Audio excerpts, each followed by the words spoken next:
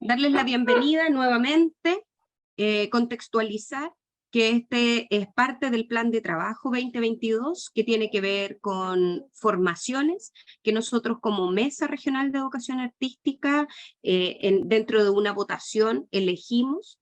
Cada representante de cada institución pudo votar libremente y salió este tema que tiene que ver con educación artística y medio ambiente, y el siguiente, que es el que nombré, que es adultocentrismo y derechos de infancia. Así es que bienvenidos, y Natalia ahora le va a dar la bienvenida a la artista visual que va a compartir su trabajo. Sí, bueno, buenos días a todas, a todos. También agradecerles por la asistencia, es inédito, así que qué rico verlas a todos. Y bueno, voy a presentar a Francisca, quien es la artista que nos está acompañando hoy para dar esta exposición. Francisca Burgos Valderrama es artista visual de arte contemporáneo. Desde el año 2019 trabaja en el área de educación artística del programa Acciona del Ministerio de Cultura, las Artes y el Patrimonio. De manera paralela ha ido desarrollando proyectos personales de investigación con componentes de arte contemporáneo y enfoques para el desarrollo del intelecto creativo. Es creadora y directora de la Escuela de Arte Colores Mezclados. Desde la pandemia comienza también con un nuevo proyecto de arquitectura especializada para aulas con el nombre de Sala de las Artes, la que será construida en la localidad rural de Williborgoa. No sé si lo dije bien. Ya, así que, bueno, bienvenida Francisca, muchas gracias por estar, por tu compromiso, y bueno, cualquier cosa que necesites, aquí estamos para apoyarte. La idea entonces de esto es que podamos recibir tu exposición de una manera activa, que podamos ir anotando si es que nos surgen algunas dudas, y que como mesa también tengamos la idea clara de, por ejemplo, de cómo vamos a ir asociando esto a nuestra labor como mesa, que tiene que ver con el desarrollo de la educación artística. Y también cada una de las personas que están participando, que son de las instituciones que conforman la mesa, también cómo podría a lo mejor adaptarlo a sus propios labores dentro de su institución, y viendo cómo de una forma más práctica lo pueden ir aplicando, y por lo mismo anotar algunas dudas, consultas, preguntas que podamos ir resolviendo después al finalizar. Eso. Bienvenida, Francisca. Ya, ahora sí. ¿Me oyen? ¿Me oyen bien? Bueno, muchas gracias por la invitación. Y claro, yo comencé el 2009 en el programa Acciona, que fue un programa bien pionero en esto del fomento del arte y la educación. Y paralelo a esos formatos, yo comencé a trabajar ya desde aproximadamente 10 años con conceptos de la naturaleza, que es algo que me atrae mucho de manera personal, y que es un tema que yo abordo también en mis obras. Entonces, de alguna manera voy vinculando lo que hago como artista y voy trabajando ciertas metodologías para el trabajo en aula, que como en el Acciona se van fusionando también con otras asignaturas.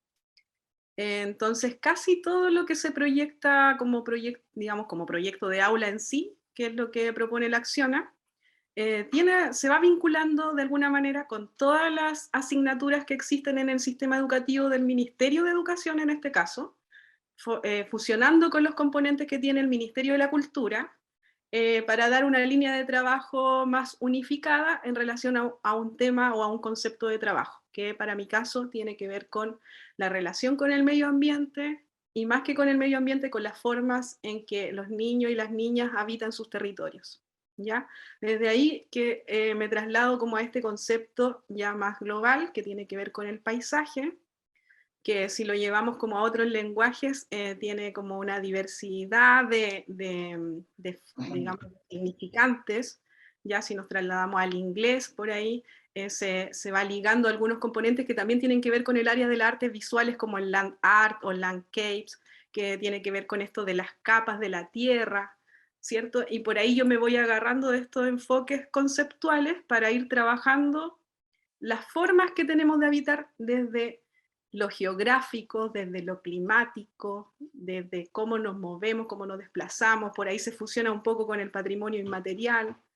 Entonces, si bien se trabaja desde el componente naturaleza, lo esencial es enfatizar en el plano, digamos, habitable o cotidiano de las personitas infantiles, ¿ya? De cómo ellos comprenden o dialogan con la visualidad del territorio que van conociendo, aprendiendo en su vida diaria. Entonces, para mí eso es como fundamental, que cuando yo piso una escuela, lo primero es tener conciencia del territorio que voy a pisar, literalmente, más si soy de otro contexto habitable.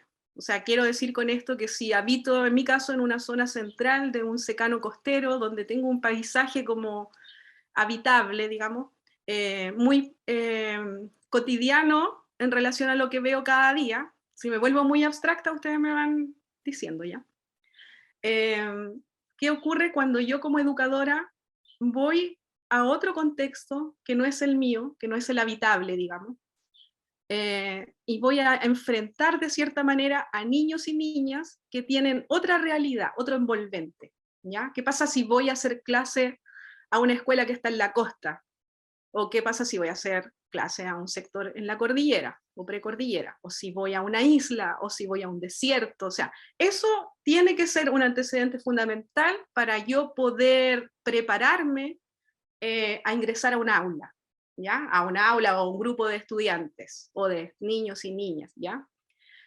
Eso es esencial. No, uno en la realidad no se encuentra con esa conciencia. Cuando uno visita una escuela rural, que yo he visitado mucho, no solamente en la región del Maule, he visitado como alrededor de Chile, no, los profesores en general, no todos, no tienen esa conciencia, ¿ya? De qué habitan nuestros estudiantes, cuáles son sus referentes, quiénes son sus padres, ¿ya? Cómo se vinculan con ese entorno, cómo van aprendiendo el día a día, cuál es su extensión, nos vamos como entrelazando con componentes que tienen que ver con las artes visuales, que es lo que aplico yo, pero trasladados hacia la naturaleza, ¿ya? ¿Qué ocurre cuando habito cerca de un bosque?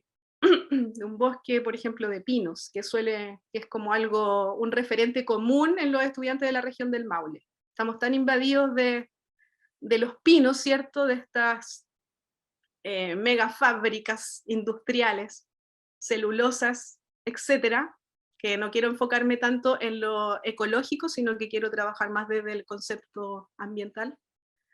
Se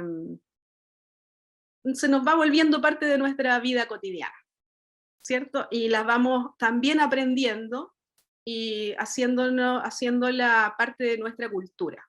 Por lo tanto, llega en algún momento, se produce como un fenómeno que no hay una fijación particular, no hay una discriminación en relación a esas situaciones que podrían ser perjudiciales, ¿cierto?, para el futuro de estos estudiantes. Es esencial tener conciencia de eso, porque cuando nosotros trabajamos en aula, estamos trabajando con futuros adultos, ¿cierto? Entonces, si podemos enfocarnos en generar conciencias de ciertos temas, hazlo, hazte cargo de esas situaciones, porque no siempre las van a ver en esos contextos porque ya es parte de su cultura. Entonces, cuando uno viene de afuera, puede visibilizar ciertas cosas que no son tan evidentes para una población, para una comunidad. Eso es como algo como de introducción, se podría decir. ¿Ya? Bueno, yo preparé acá algo, ustedes me habían invitado el año pasado a hacer otra charla que tenía que ver con desarrollo del intelecto, pero o sea, desarrollo creativo en aula, que es lo que yo aplico, pero esencialmente como por las artes visuales y por la tecnología que ocupo a través de medios web y ese tipo de situaciones que se generaron en la pandemia, ¿ya? Ahora ustedes me invitan hacia este nuevo componente, pero que es lo mismo que aplico, pero también por una fijación que yo creo que tuvieron por la pandemia, que fue que yo tuve que realizar algunos videos para poder comunicarme, para poder llegar a los estudiantes, que fue que yo me imagino que muchos de ustedes como educadores tuvieron que enfrentarse, ¿cierto?, a estas clases donde ya no estaba lo presencial, no teníamos las caras, las reacciones, y fue lógicamente una situación nueva para todos, y ya se transformaba de alguna manera el receptor un lente de una cámara, una situación muy, muy fría, ¿cierto? Pero que al final teníamos que aceptarla porque era la manera que teníamos para llegar a nuestros estudiantes. Curiosamente, yo alcancé a subir 8 clases únicamente a YouTube, y lo interesante de esta nueva situación para mí también, porque nunca había subido públicamente una clase, es que no solamente llegué a mis estudiantes, sino que también pude llegar a chicos y chicas de otros territorios y otros hemisferios, así literalmente.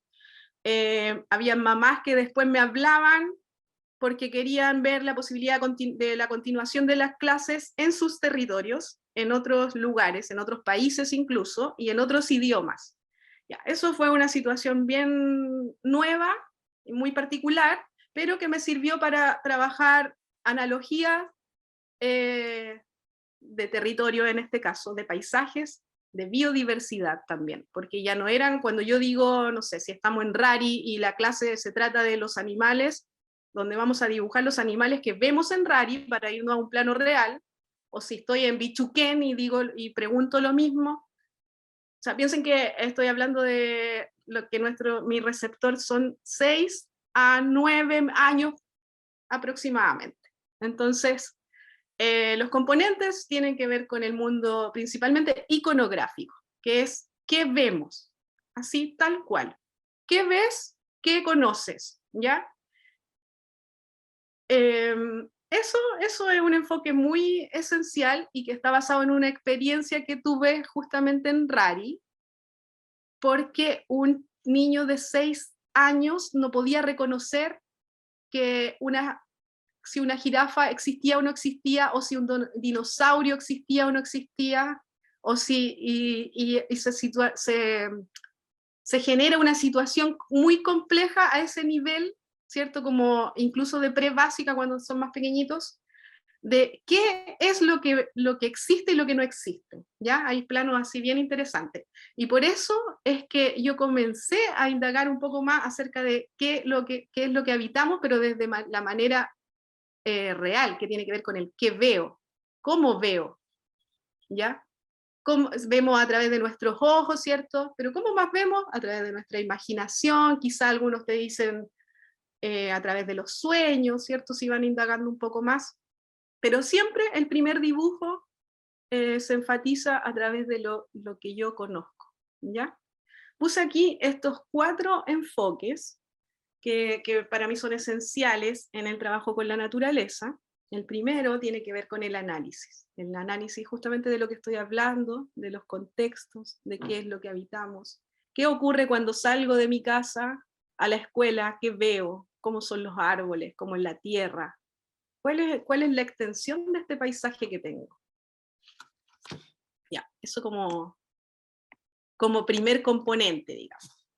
Después, en segundo lugar, hacemos un mapeo, ¿ya? Esto se lo voy a dar como una de las miles de posibilidades que ustedes pueden tener al momento de hacer una clase. Esto es solamente algo que te puede dar una especie de orden, una pauta, para poder abordar ciertos temas que van a tener resultados muy diversos, porque yo lo he probado, como les contaba al comienzo, para niños que habitan en Estados Unidos y en Bichuquén, por ejemplo, ¿ya? Y es muy interesante porque los resultados ellos los van a mostrar de manera vivencial, o sea, te van a contar a través de su experiencia lo que ven. Entonces, ahí viene otra situación importante que tiene que ver con esto, de los recorridos y los mapeos. Si vamos a hablar de los animales, ¿cuáles son esos animales que yo veo? Veo la gallina, el perro, y ahí empieza a aparecer una diversidad, ¿cierto?, de una pequeña biodiversidad, porque también hay chicos que se empiezan a fijar en los insectos, en las microimágenes que ven en el territorio, pero todo tiene que tener como un proceso. Por supuesto que al comienzo te vas a enfrentar a respuestas como no recuerdo nada, no veo nada, otros que ven mucho. Es muy importante como esta etapa como descriptiva, innata que tienen los chicos como en la primera edad, se podría decir. Que vamos a decir de 4, no de 6, de 4 a 9. ¿Ya? Después, como en tercera instancia, yo trabajo con la generación de una situación. Es como, suena medio ambiguo esto, pero es a través de algo, un plano real, de una observación, de un árbol, por ejemplo, yo genero otra situación de mostrar o de representar, de volver a mostrar eso que vi.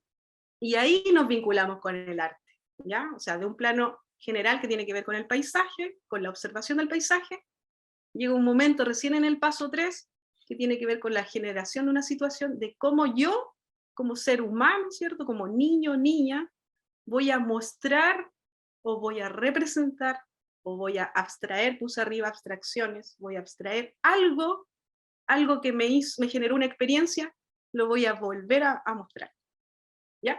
Y es muy importante como hablarle a los estudiantes con los conceptos técnicos indicados, para que ellos también puedan ir ampliando su diversidad en el lenguaje, ¿ya? No solamente en los contenidos artísticos, sino que también en su lenguaje. Bueno, nunca ver en desmero, ¿cierto? Y en el cuarto plano, que es algo quizás medio extraño también, que viene de un mundo mucho más simbólico, ya no tan iconográfico, que tiene que ver con la temperatura, así literalmente, cómo está esa luz, ya tiene que ver con la iluminación de ese territorio. Lo mismo, si estamos ahí ya entran otros enfoques que tienen que ver, por ejemplo, con lo meteorológico, por ahí te vas fusionando con esos conceptos, que si hay lluvia, o si está nublado, o si es un día de sol, o si estamos en verano, en invierno, en primavera. Todos esos antecedentes son muy relevantes, y que son antecedentes que vienen, ¿cierto?, ya no desde el interior del aula, sino que vienen del exterior, de la conciencia de lo que nos rodea, pero de la conciencia de lo que nos rodea ambientalmente, ¿ya? Si hablamos de animales o de personas, vamos a estar hablando de una biodiversidad que habita en tu entorno. Si estamos hablando de vegetación, de naturaleza, estamos hablando también de biodiversidad, pero desde un plano, ¿cierto?, que tiene que ver con lo vegetal.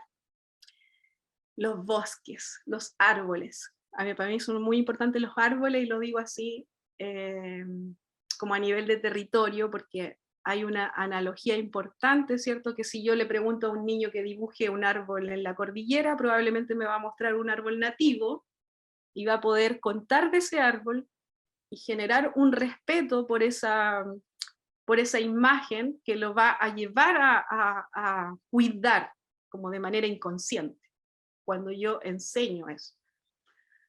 Sin embargo, si en tu entorno está un pino, y no es que te quiera hablar de la celulosa, pero los chicos solo se van dando cuenta cuando enfrentamos estas situaciones de qué es bueno o qué no es tan bueno, ¿ya? Y sin ir más allá de esa complicación. Los chicos van de alguna manera intelectualizando los componentes visuales que van apareciendo en las clases.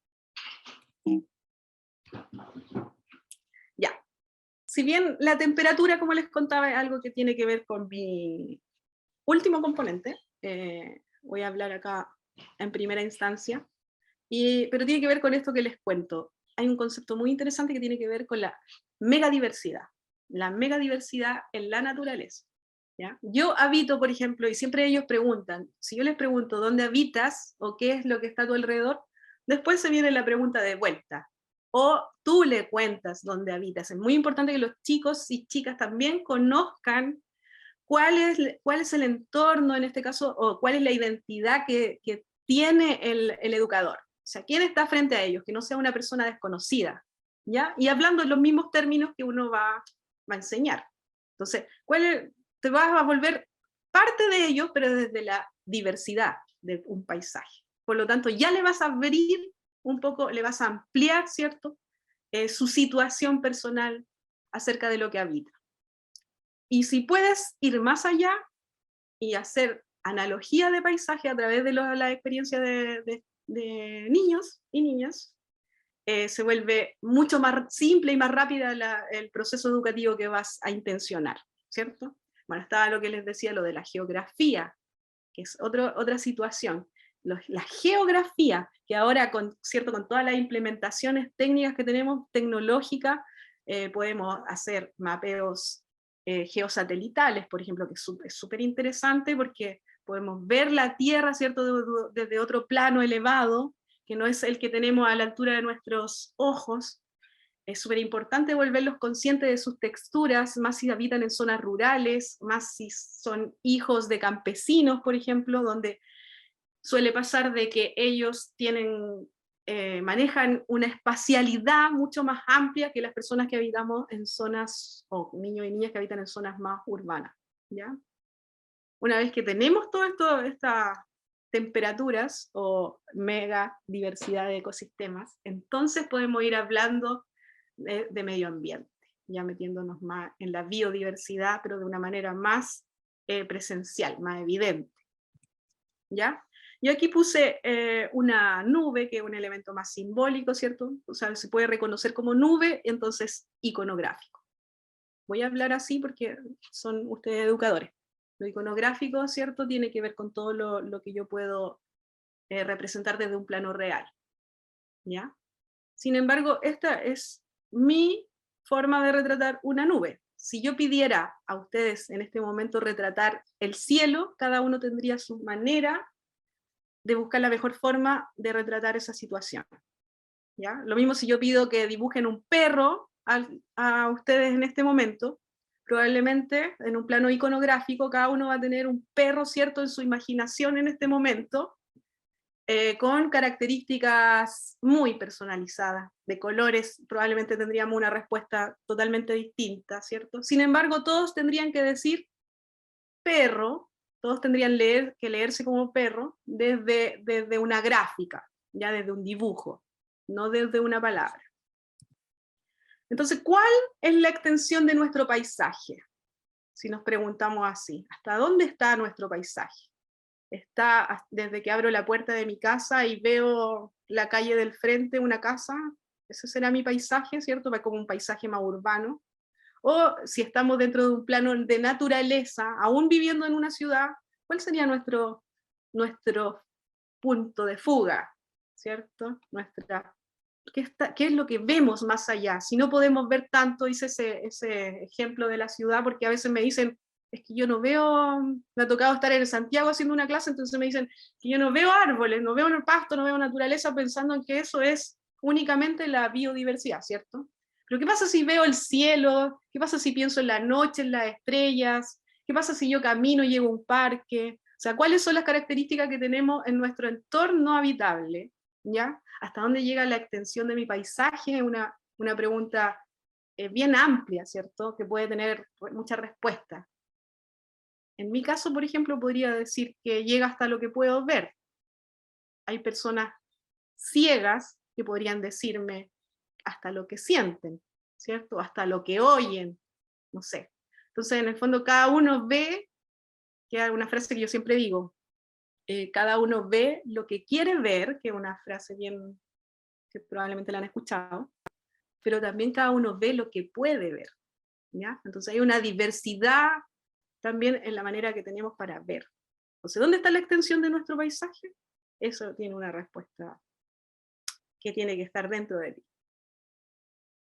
Entonces recién me voy al análisis. Primero pensamos en el último punto que les dije, que tiene que ver con lo climático. Luego nos vamos a analizar. A ver si les leo esto, que esto es una situación más particular, no tiene que ver tanto con la infancia, pero a veces hago el mismo ejercicio que tiene que ver con sueño de un paisaje, como en un plano más simbólico, ¿ya? Cuando imaginamos o cuando queremos crear un paisaje nuevo, entonces empiezan a aparecer nuevos componentes que no siempre son parte de lo vivencial, ¿ya? Dice, voy a leer este texto que está gramaticalmente no está tan bien escrito, pero lo hizo una persona y respeté tal cual. Dice, estoy al sur de Linares, en el campo. Hay árboles quebradas y es de día. Hay mucha luz de atardecer, luz de día con sol, que pasa por los árboles. Ese es mi lugar perfecto para dibujar. También hay una vaca que me mira y caballos tan lejos que no se ven. No soy rebelde. Rebelde es no querer hacer las cosas. Yo haría viajes para conocer la tierra. Lo escribió una persona de 93 años que tiene Alzheimer en relación a un paisaje. ¿Ya? No solamente se puede expresar o abstraer con una imagen, sino que también podemos abstraer con nuestras palabras, ¿cierto? Con significantes de paisaje. Y fíjate cómo en este simple o quizás complejo poema tiene una visualidad importante, ¿cierto? Que nos permite un imaginario de alguien. Si bien en la clase era sueño de paisaje, ahora les voy a mostrar la imagen mejor, para que analicemos texto más imagen. Aquí está Francisco, y este ejercicio era un ejercicio fotográfico, era un autorretrato de una clase de naturaleza. Él es una persona que está, voy a hablar como del análisis más como excepcional, ¿ya? Les voy a contar un poco de lo anecdótico. Esta persona vive en un hogar, él no tiene mucho contacto con la naturaleza más allá del jardín que tienen los abuelitos en ese lugar. Él imaginó un paisaje, buscamos juntos en la clase, en Google, imágenes donde yo literalmente ponía, no sé, si él decía estoy en el campo, entonces yo buscaba literalmente imágenes de campo y él decía cuál era el que se asemejaba más a su paisaje, ¿ya?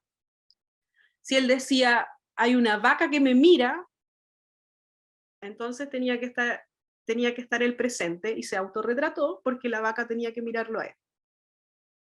Si dice que hay un atardecer, entonces buscamos, ahí viene lo de la temperatura, buscamos esa luz que parezca atardecer.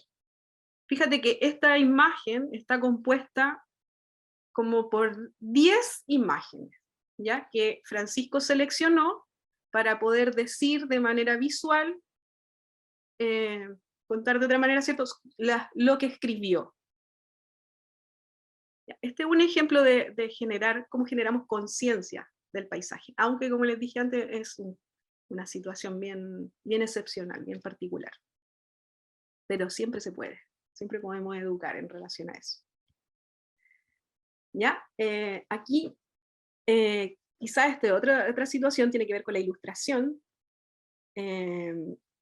Lo interesante tiene que ver con el mensaje que pueden leer ustedes ahí, que lo escribió una mujer mapuche, que tiene que ver justamente con los límites, con lo que decía al comienzo, ¿dónde está el límite de nuestro paisaje? Y esta justo no les voy a leer, pero ustedes pueden leer.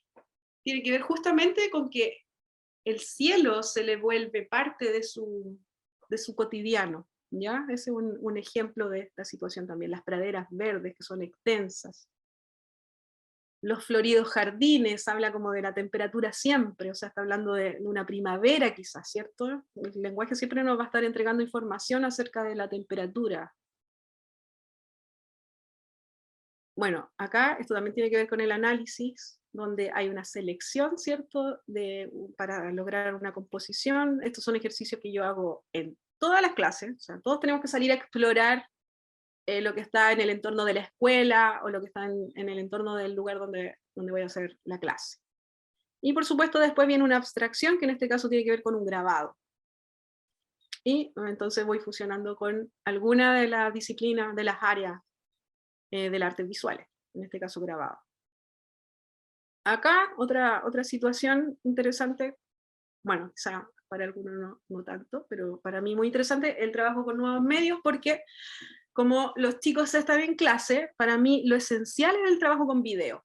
Ya no aprovechando que en todas las escuelas tienen estos datas y estas tecnologías que no siempre se ocupan, a veces están incluso guardadas, yo las trato de ocupar siempre. En este caso, si estoy haciendo clase en la cordillera, por supuesto que les voy a traer el mar de alguna manera para que podamos pasar.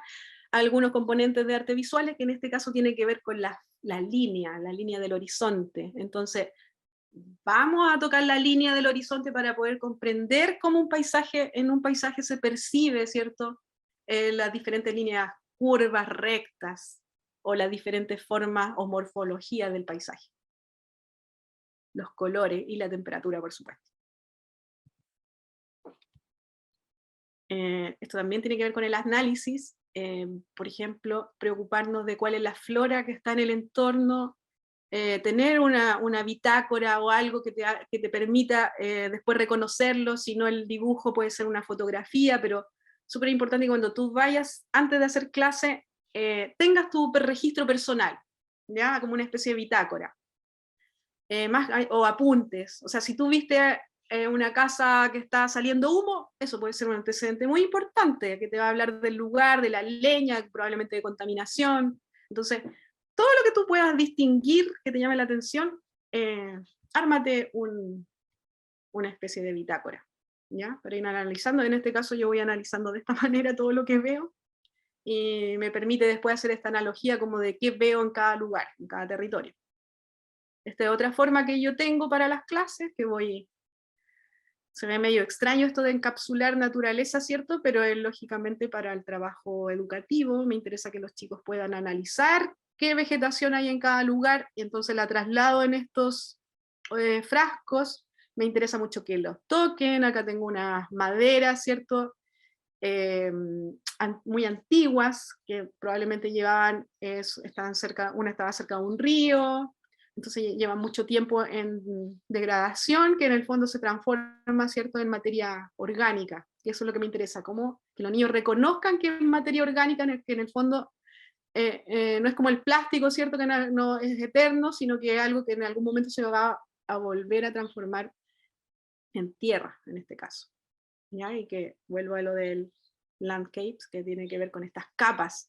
Esto también es parte de un paisaje. O sea, si yo veo una hormiga caminando, todo lo que está en el envolvente también es un paisaje. ¿Ya? Aquí está el ejemplo del árbol, dibuja un árbol. Así tan simple como eso te puede ayudar a visibilizar cómo ven tus estudiantes. Y de un componente que tiene que ver con lo iconográfico, en este caso. Fíjense que a uno hizo con manzana, porque justamente su mamá era temporera, era una zona de monocultivo, ya como es demostrado a través de los niños. Aquí me voy a ir un poco más hacia los componentes que yo utilizo en la vida diaria. En este caso también es una iconografía, ¿cierto?, de una especie de pino, y está, bueno, dibujado sobre una madera de pino. Voy a ir funcionando no solo con lo educativo, sino que con las obras que voy haciendo, que también las muestro a mis estudiantes, ¿ya? En este caso, este trocito de madera era parte de una obra que se llamaba Naturaleza Muerta. Les voy a contar de la anécdota, donde yo puse alrededor de 1000 de estas piezas en relación a 60 piezas de árboles nativos, ¿ya? Entonces la intención visual era hablar cómo en mi región el bosque de pinos estaba extinguiendo a la vegetación nativa, ¿ya? Tan simple como eso. En este caso, lo muestro de esta manera. Una historiadora de arte me invita a exponer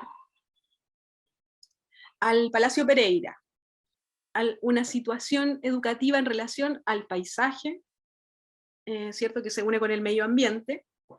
Y fíjate cómo un formato de arte contemporáneo entra a dialogar, por eso me abrí hacia afuera un poco con la imagen, con toda esta diversidad de obras que son como mucho más tradicionales, de diferentes lugares de campo. La exposición de la curadora se trataba de paisajes de campo, ¿ya? Entonces, una de mis clases que yo realicé en una zona costera tiene justamente relación con la huella y con los mapeos, ¿ya? Volvernos conscientes de nuestros recorridos. Este era el recorrido de un niño de su casa a la escuela, y fíjate cómo la huella O sea, si hablamos que un niño va aproximadamente 200, si tenemos 365 días al año, por lo menos 250 días al año va a ir a la escuela, ida y vuelta. Y eso si lo vamos multiplicando por los años, ¿cierto? Se genera una situación muy interesante en relación a la huella, a lo que deja un registro en el paisaje, cómo nos vamos apropiando de este paisaje. ¿Ya? Y mira cómo se hace evidente a través de esta huella que está aquí, muy, muy marcada.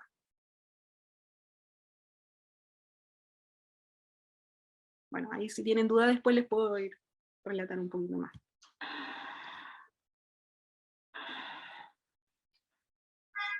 Fran, disculpa, estoy pensando que a lo mejor si preguntarte si te incomoda que si alguien necesita hacer alguna pregunta en el momento porque está como asociada a algo puntual de que hayas comentado, ¿Ya? ¿está bien que pueda levantar la mano o prefieres que sea al final?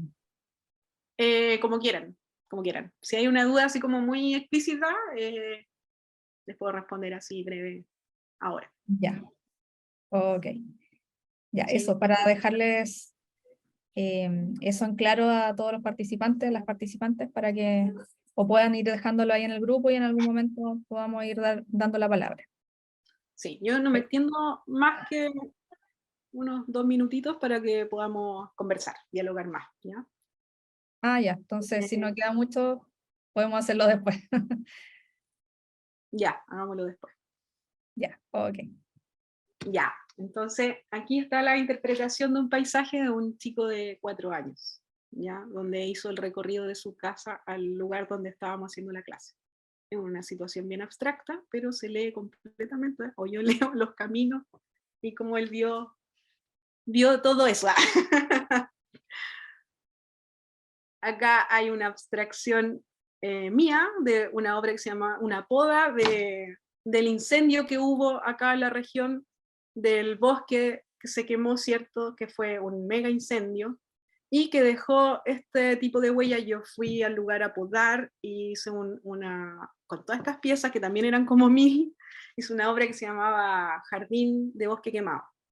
Y lo particular es que cuando yo exponía esta obra en una sala, en otra región, digamos, en otro territorio, se volvía muy sensorial, por ejemplo, el aroma de la madera quemada, era como muy fuerte, muy impregnante, entonces la gente como por esa situación sensorial automáticamente se trasladaba a esta situación de incendio y podía como empatizar más con lo que nosotros bueno, me imagino que la mayoría son de la región del Maule y tiene algún recuerdo de la primera vez que usamos mascarilla por una situación medioambiental, ¿cierto? Antes de la pandemia tuvimos que enfrentarnos a esta situación de contaminación ambiental. Lo mismo, estas eran 1000 hojitas que retrataban este incendio, eran hojas de árboles nativos, en este caso de un boldo, que estaba totalmente carbonizada. ¿Ya? Entonces, de esta manera yo tenía una manera más simbólica de representar una situación de mi paisaje. Y que lógicamente se adosa también a los temas medioambientales. Esta obra, que son 100 imágenes, les muestro una acá porque es un video, son 100 imágenes del volcán Descabezado Grande, y que yo considero que es parte de mi paisaje también, de mi extensión de paisaje. Yo creo que todos los que habitamos acá y conocen este volcán no pueden decir que eso no es parte de su habitar, ¿cierto?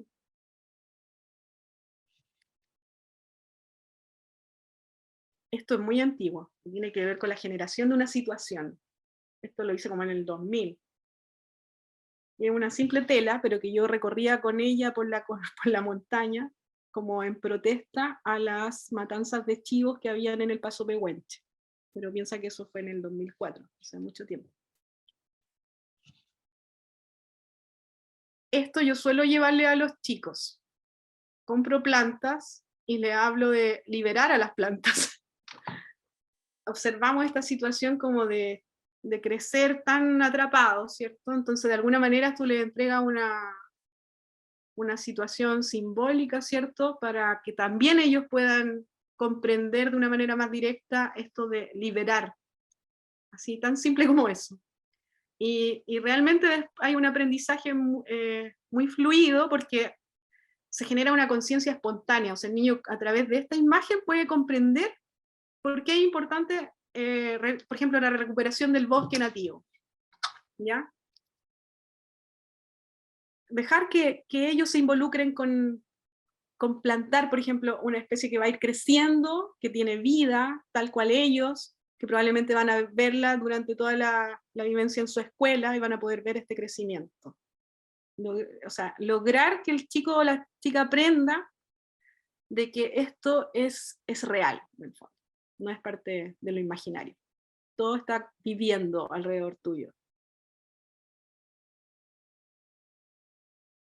Acá viene algo que tiene que ver con la abstracción de un paisaje, de cómo podemos dibujar sobre un paisaje. Esto es algo que yo aplico mucho, sí, parecido como a la imagen del mar que proyecté en una pizarra. Lo mismo, me encanta poner una imagen en la pantalla y que luego se dibuje encima. Y los resultados son algo muy parecido a esta imagen que es más digital, que tiene que ver con animación digital. Porque es la manera que ellos, más rápida y más cercana como del aprendizaje en una clase, que eso es algo que yo también intenciono, de que las unidades no sean tan extensas. Ya a veces el Ministerio de Educación, en este caso, envía unidades, ¿cierto? No tomándolo a plano de crítica, pero se vuelven a veces unidades de 4 clases. ¿Qué pasa si un chico falta clase?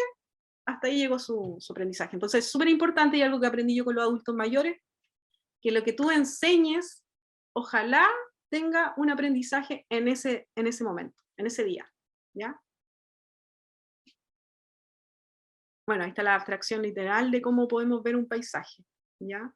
Para ir generando esta analogía. Ahí está una roca en la playa. Estos son chicos de la costa que también estaban haciendo un autorretrato. Esto en el programa Acciona de antes de la pandemia, justo antes de la pandemia, donde analizamos los animales del mar.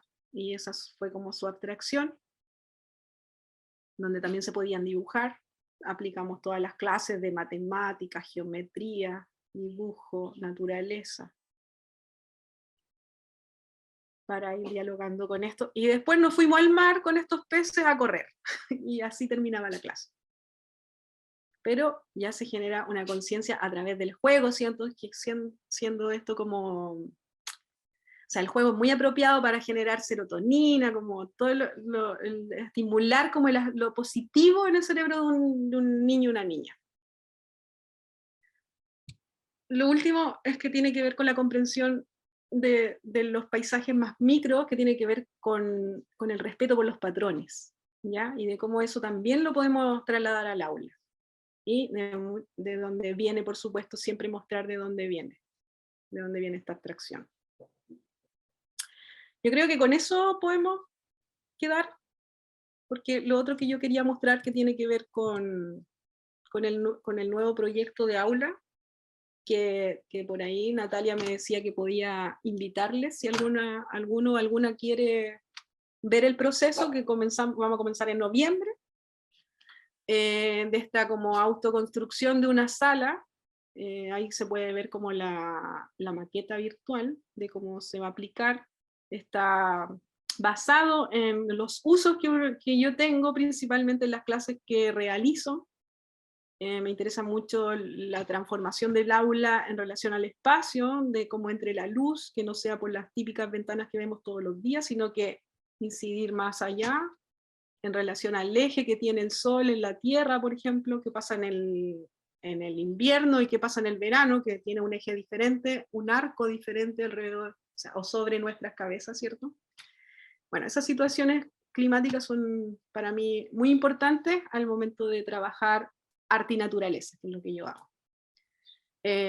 Acá en este cuadradito donde se ve observatorio del suelo, es literalmente una especie de puerta donde ellos se pueden meter abajo, digamos, para observar pequeñas situaciones de musgos que los voy a recrear, digamos, y piedras con líquenes. Entonces se va a bajar a explorar con una lupa, porque es micromundo, Está la zona de las gradas al lado derecho, que le puse zona de descanso mini gradas, que tiene que ver con dejar que se ubiquen como quieran. O sea, que nuestro cuerpo, si bien está adaptado para que nos sentemos a escuchar, pero es una situación como muy confrontacional, a veces puede ser que tu estudiante quiera escuchar acostado en el suelo, pues, y hay que permitir esas situaciones, porque si no, ¿cómo mejoramos? O sea, la lógica es cómo mejoramos los aprendizajes, ¿ya? Tiene que ver con eso.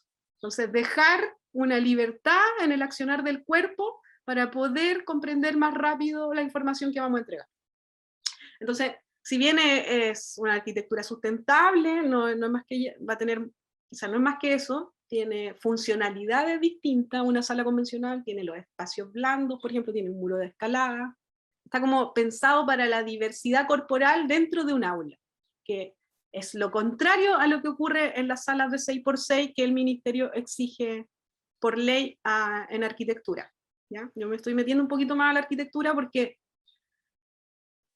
siento demasiadas carencias en la escuela. Como ya no se puede hacer clase así. Los profesores deberíamos tener una negación a esos formatos que son tan estandarizados, sistematizados. O sea, deberíamos tener un espacio si queremos hacer yoga o tomar sol, o eso debería ser parte de las comprensiones de los aprendizajes en aula, desde lo arquitectónico, ¿ya? Es importante que vean naturaleza en su escuela, tiene que estar presente, sobre todo la que es nativa. Bueno, aquí hay parte de la maqueta, y ahí hay otra vista, que tiene que ver con una propuesta prototipo. No es que nosotros queramos hacer clase acá, sin embargo yo voy a hacer clase, la voy a poner a prueba, pero es un prototipo para en algún momento generar salas especializadas para trabajar arte y naturaleza en aulas, ¿ya? O sea, en escuelas.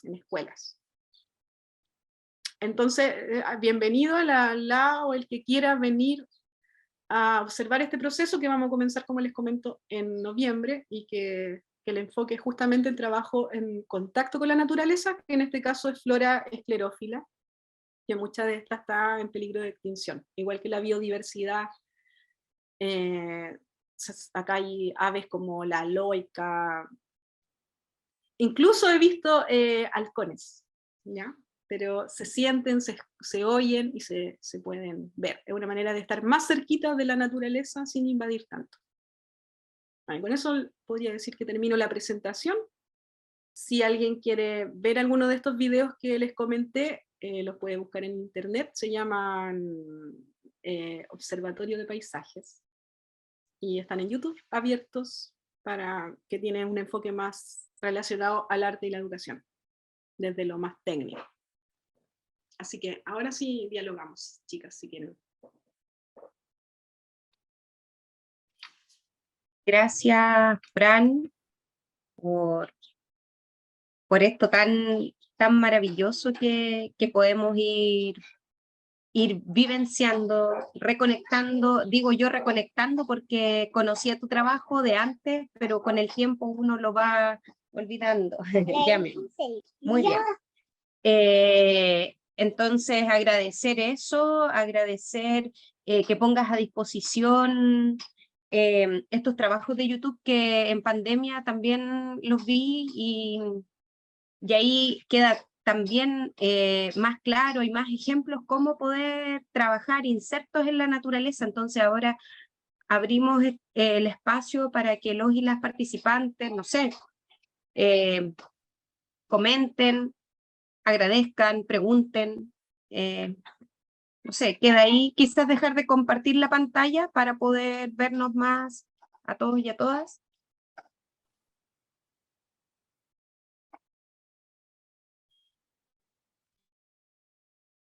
Parece que se quedaron todos dormidos, no hay nadie con preguntas. Luis puso ahí unos aplausos que vimos. No sé si van a existir preguntas, felicitaciones, dudas. Reflexiones, Mira, Claro. Nico. Pregunta no tengo, ¿ya? Entonces, solo ahí estuve súper atento a toda la exposición que hizo la Fran. Bueno, en el caso de nosotros que vemos los jardines alternativos que están inmersos en el campo, me hace mucho sentido muchas de las cositas que ella proponía. Así que em, es como replantear un poquitito lo que estábamos trabajando y cómo podemos crear estas nuevas propuestas artísticas a partir de lo que ya está ahí, de lo que muchas veces invisibilizamos por, porque nos preocupamos de otras cosas. Así que nada, este es como refrescar un poquitito la memoria, así que yo te lo agradezco un montón, absorbí bastante, también ahí de parte del equipo, la Constanza y la Camila también estaban muy atentas, así que algo me comentaban por interno y eso, muy, muy agradecido, ¿vale? Gracias, Nico. Ahí Jimena Parra estaba preguntando por lo de los observatorios que le contestó la Nati y dice también, gracias Fran, excelentes ideas y trabajos. Sí, Gracias. es bacán escuchar esto de que lo que dice el Nico con respecto a lo que activa la Fran, que uno está rodeado de naturaleza y hacer esa conexión. Cuando se entra a la sala, el observar, el estar ahí, presente, con lo que se está trabajando. La Leticia Saucedo dice, muchas gracias Fran por compartir los ejercicios y la experiencia y saber un poco respecto al sustento conceptual. Constanza Zúñiga, muchas gracias Fran, excelente. Ahí la Nati dejó el link en el chat de los videos de YouTube. La Claudia Yáñez dice, muy interesante Fran, felicitaciones por tu exposición. Amanecieron todos mudos hoy día con ganas de escribir.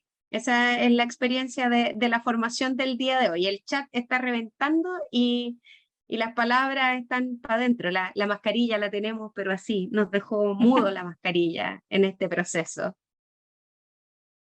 No Ailín, sé la entonces, encontramos. Ailín. Hola, buen día. Hola, Ailín. En primer lugar, así como darle las gracias a Francisca por el trabajo que está haciendo y me llama mucho la atención porque en esta misma construcción del paisaje, sobre todo con las niñeces, como que se van recalcando, se van poniendo como en un puesto importante las construcciones emocionales que tenemos como personas en los entornos en que habitamos y que siento que al menos eso, por ejemplo, tanto en la primera infancia como en todo el proceso educativo es súper importante para como la adultez que vamos a vivir, como en cómo concebimos o en cómo intervenimos en el territorio en el que estamos habitando y la forma en que elegimos habitar también.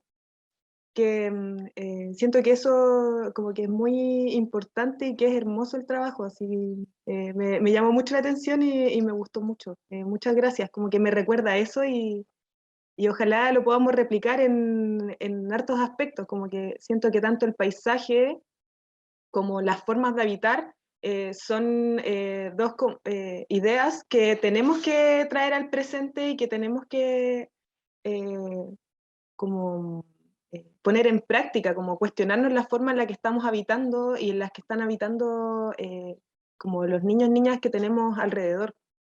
Como que pensaba también, no sé, pues como en estas corrientes más teóricas que eh, como que responsabilizan al capitalismo de constreñir estas formas de habitar que se están perdiendo. Y entonces, eh, no sé, eso, como que esas ideas me quedaron dando vuelta y me agradan. Gracias, Ailín. No sé si alguien más Tenemos quiere decir. Tenemos a Ana María, también del Ministerio de Medio Ambiente. Ella para la mesa hizo la autoformación la vez pasada de cómo se ve el tema de, bueno, nos contaba un poco del trabajo que hacen en el ministerio.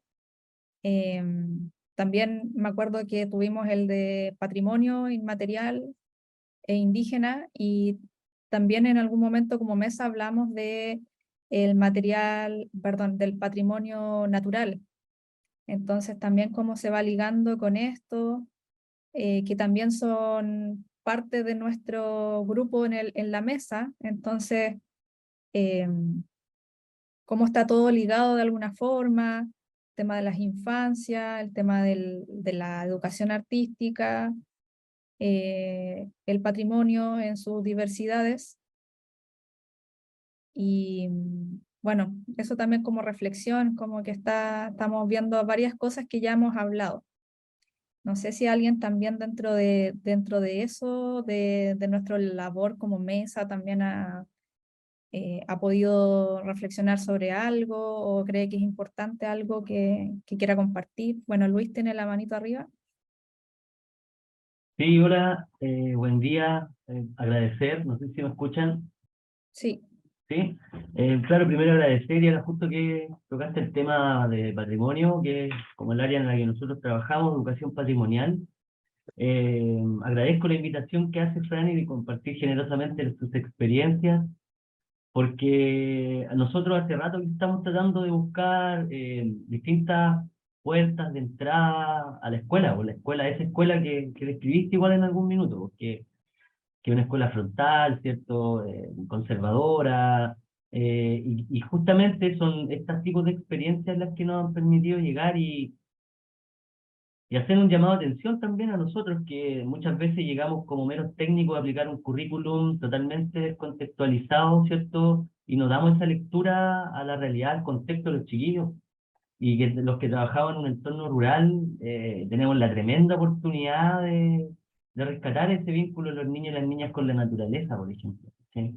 Entonces, esta yo la encuentro como una invitación, ¿cierto? Eh, a, a transformarnos en esos investigadores, desde nuestro rol de educadores, ¿cierto? Y empaparnos de ese contexto.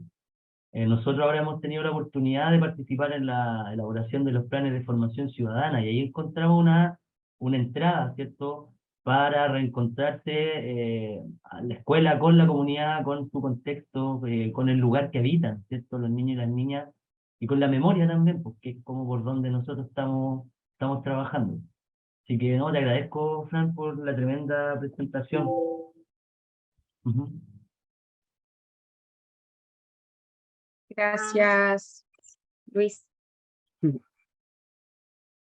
Entonces, no sé si hay alguien más, sino para dar el espacio a Víctor Villar, que pueda iniciar su proceso de encuestas. sí, También quizá. Fran Oróstica. Hola, muchas gracias también a la Fran por compartirnos esa experiencia. Yo solo quería consultar, ¿no?, algunas orientaciones quizás que nos podría entregar la Francisca, porque muchos de nosotros que estamos conformando esta red no trabajamos directamente en los colegios, o trabajamos con escuelas que no son de entornos rurales o tienen muy poco contacto con el medio ambiente. Son escuelas bien urbanas, de pronto, bueno, como las escuelas de Talca muchas veces, ¿no?, que tienen espacios verdes súper acotados, donde el tema medioambiental no es tema, donde en sus contextos cotidianos los niños no ven arbolitos ni pajaritos, no, es otra una realidad distinta. Y en el caso, por ejemplo, que a mí me toca vivir por mi trabajo, por mi contexto, digamos, de mi propio trabajo, nosotros le llevamos a un paisaje, digamos, pensando en esto que tú hablabas al principio, de la biodiversidad y de la megadiversidad, a un espacio cuyo contexto, que para mí también es un ecosistema de alguna manera, no sé si es artificial, ¿no?, pero hay un paisaje de museo. Un paisaje de museo, donde hay objetos que están puestos ahí, digamos, no en forma tan natural, ¿no?, sino que en una forma más estudiada. No sé si nos podéis recomendar, digamos, cómo nosotros, porque a mí me da pudor hablar de arte y medio ambiente, desde la institución, cuando tú no estás, en el fondo, reciclando necesariamente, ni reutilizando, ¿cachai? Cuando en tu forma de trabajo, en tu forma de producción de tu trabajo, tú no trabajas con una perspectiva medioambiental, luego exponer artistas que sí fui del medio ambiente me causa un ruido a mí, ¿cachai? O sea, mientras expone el artista estás tomándote un juguito en un vaso plástico. Aquellos dobles discursos a mí me complican la vida un poco, y siento que hay que resguardarlo, hay que tener cuidado con eso, y con manejar las expectativas del tema, como esa recomendación me estoy tratando de explicar, como tú nos podís quizá como aproximarnos al tema desde algunas instituciones, ¿no?, que trabajan en este tipo de paisajes con niños que no tienen tampoco a lo mejor, no digo conciencia ambiental porque la desconozco, pero que en su entorno no vienen de lugares cuyo trabajo, digamos, cercanía con el medio ambiente sea tan concreta.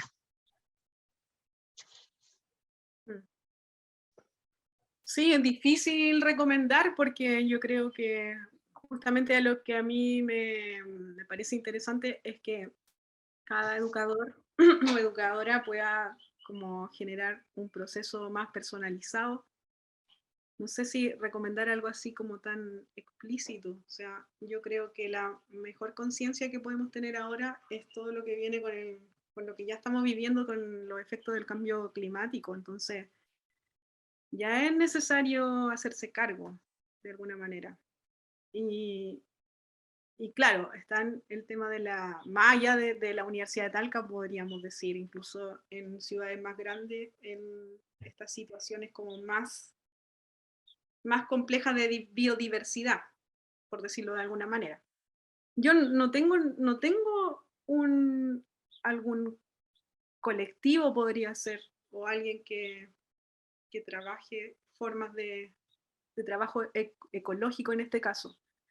Yo no trabajo mucho, como dices tú, en relación a esos temas porque cuando yo veo lo que se hace en aulas, me parece que justamente extra contaminación. O sea, si le estáis pidiendo a los chicos que reciclen y que traigan plástico y que los papás hacen como se produce como este efecto cultural tan competitivo, ¿cierto? Que siempre quieren que sus hijos sean los mejores. Entonces, si tú les pides que vas a hacer algo con CD, probablemente van a recolectar basura para hacer algo con CD que después se va a generar una basura más grande y va a terminar igual en la basura.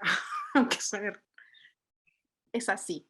Entonces, si yo voy a generar conciencias, me fijo primero en el entorno, vuelvo a eso. Estoy trabajando actualmente, por ejemplo, en la orilla, que es la costa, donde tienen conciencia por los cultivos orgánicos, por ejemplo.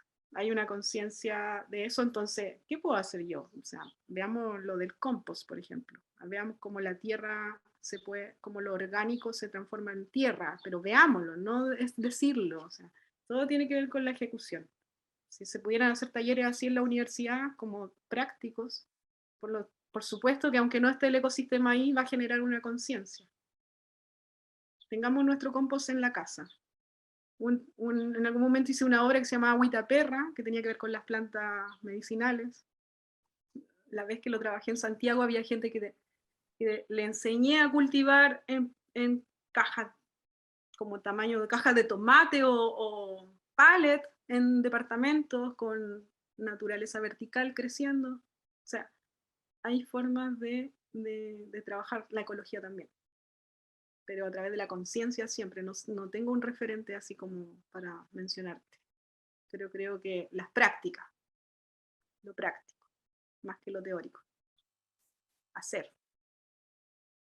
Quizás desde ahí partir, ¿no? Botánico incluso, que es como artificial, pero al final igual está generando un ecosistema. O sea, hay aves que migran y que incluso llegan ahí, otras que viven en los árboles. De alguna manera, aunque un ecosistema artificial, está generando una biodiversidad en ese espacio urbano. Sí, quizás a mí se me ocurre que de alguna forma en esto de la naturaleza, pero también del paisaje, podamos, o sea, siempre vamos a tener un cielo, gracias todavía, donde podamos a lo mejor ver la línea, como decías tú, de lo que separa la escuela, el colegio, con lo que es más allá. ¿Qué hay más allá? Y a lo mejor ahí también podemos ocupar el imaginario, de lo que hemos visto. O sea, por lo menos igual hay algo de naturaleza, aunque esté entre medio de un macetero, o las mamá tenga a lo mejor en la casa algo, un cactus. ahí. Entonces, algo queda, o las mascotas, o en general siempre en los colegios igual enseñan cosas como de la biología o del mar, qué sé yo, algo igual tienen contacto, entonces quizás partir desde lo tan básico que puedan tener en contacto y que pueda ir aumentando esta conciencia a lo mejor, pues, de que hay más cosas. Ahí también yo creo que Oye, la labor de quien media, ¿no? Del educador, o en este caso si la Fran está en un museo, también de poner nuevos temas ahí, de conocer su contexto en cuanto a la gente que llega y después de eso seguir viendo qué otras problemáticas o otras cosas podemos ir incorporando. sí, es justamente eso, como que es muy importante generar reflexiones en relación a ciertos temas. Y por ejemplo, un tema que nadie considera, o si nos preguntáramos a nosotros mismos, como, ¿cuánta basura produces en un año? ¿Cómo has pensado eso? Como a nivel de conciencia. ¿Cuánta es tu basura personal? Yo creo que desde ahí viene como la reflexión. O sea, yo enseño a mis estudiantes a reducir basura. Tenemos acá un vertedero regional. O sea, yo vivo súper cerca de este vertedero. Y es impresionante como no hay conciencia de la basura. Eso podría ser un tema regional o nacional, o bueno, ya es global, o sea, para mí lo de las contaminaciones tiene que ver como más mega contaminación como del plano más industrial, pero sin, creo que nosotros somos granitos de arena que podemos aportar, pero si logramos generar conciencia, por supuesto que hay un cambio, aunque sea a pequeña escala, es súper difícil competir con estas mega industrias porque dan trabajo, porque siempre está el dinero de por medio, eso es como lo terrible. Entonces, si hay dinero, vamos destruyendo. Si una roca la puedo vender, vamos a venderla. Si puedo hacer tira, destrozar el paisaje para sacar un trozo de adentro, desaparezcamos esto. A nadie le importa lo que está antes de nosotros. Yo creo que las reflexiones tienen que ver con eso, como de qué es lo que está antes, por ejemplo, qué es lo que habitó antes que de mi existencia, para poder ir hacia adelante, como las reflexiones que van hacia el futuro. Entonces, por ejemplo, ¿cuál es tu basura?